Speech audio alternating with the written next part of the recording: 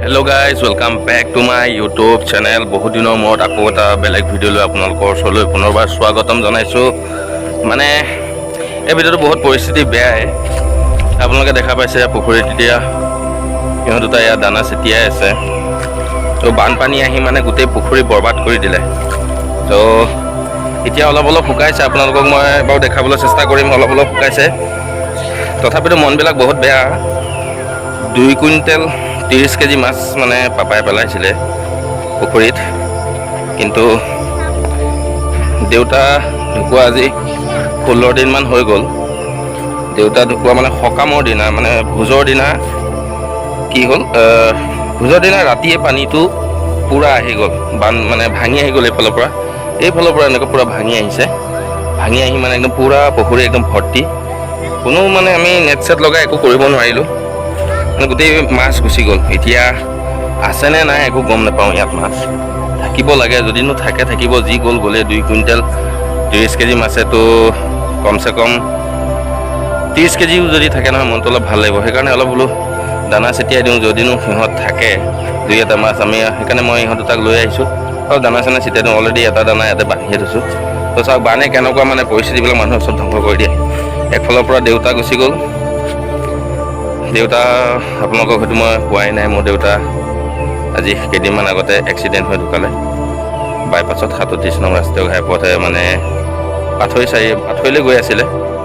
ভনীজনীৰ ঘৰত গৈ থাকোঁতে মানে আমাৰ দেউতাৰ নিজৰ ছাইডতে গৈ আছিলে, ৰং ছাইডেদি এখন ট্ৰাক আহি কেনে মানে খুন্দিয়াই দিলে আৰু মৰি গ'ল। আৰু তাৰ পিছৰ পৰাই মানে চব ধ্বংস হোৱা যেন লাগিলে। দেন সকামৰ দিনা এয়া পুখুৰী ভাঙি গ'ল। পুখুৰী পূৰা পাৰ ভাঙি একদম মানে গোটেই পানী সোমাই গ'ল। আৰু এতিয়া আপোনালোকক দেখাওঁ মই গোটেই পৰিৱেশটো কেনেকুৱা হৈ গ'ল, আমাৰ বানপানীৰ পৰিৱেশটো। চাই থাকিব ভিডিঅ'টো শেষলৈ।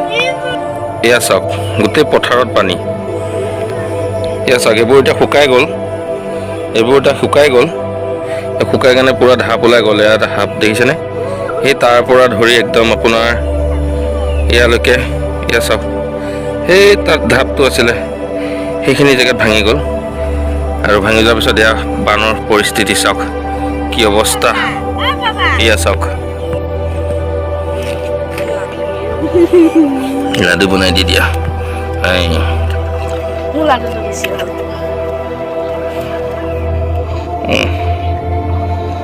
পেলা পেলা গুড। মাছ আছেনে নাই অ' চয়াবিন? তেওঁ দি থাকচোন, তই পিনে দৌৰলে এটা দলিয়া। গুড। আৰু দুটা বোলে লৈ বোৱা, দুটা সেইখিনি দিব লাগিব। গেটৰ কৰি তই পৰিবি সিফালে, কামত উস্তাদি কয়।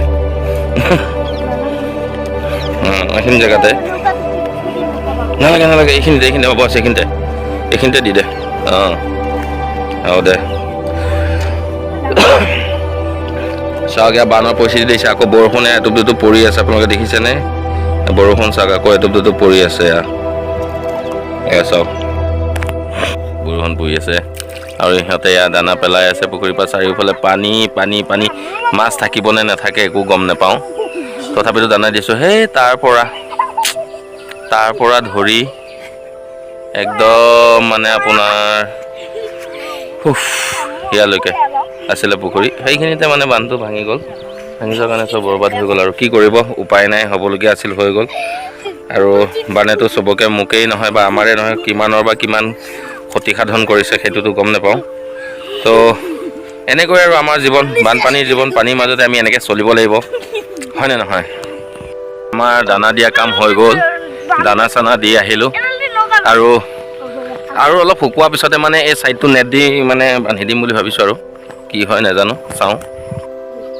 যা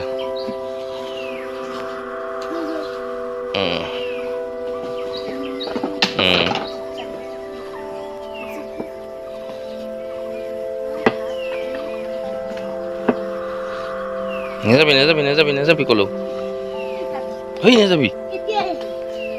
বহি ল পৰিবি, বহি ল। সেইটো বহি ল। আমাৰ ই নাজানে যে, ভয় কয়। বৰষুণ পৰিছে, ঘূৰি আহ। বহি ল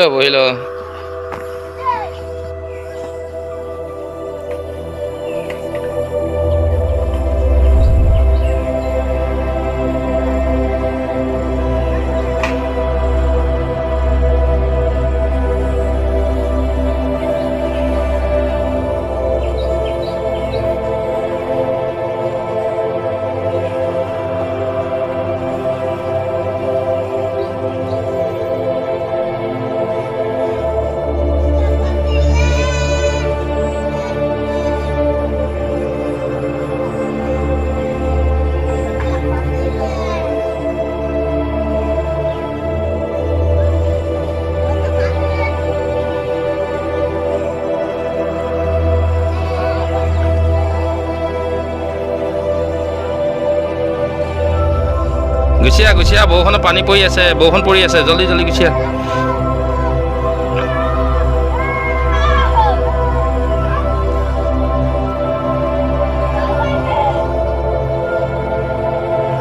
আহ গুচি আহ বৰষুণ পৰিছে জলদি আহ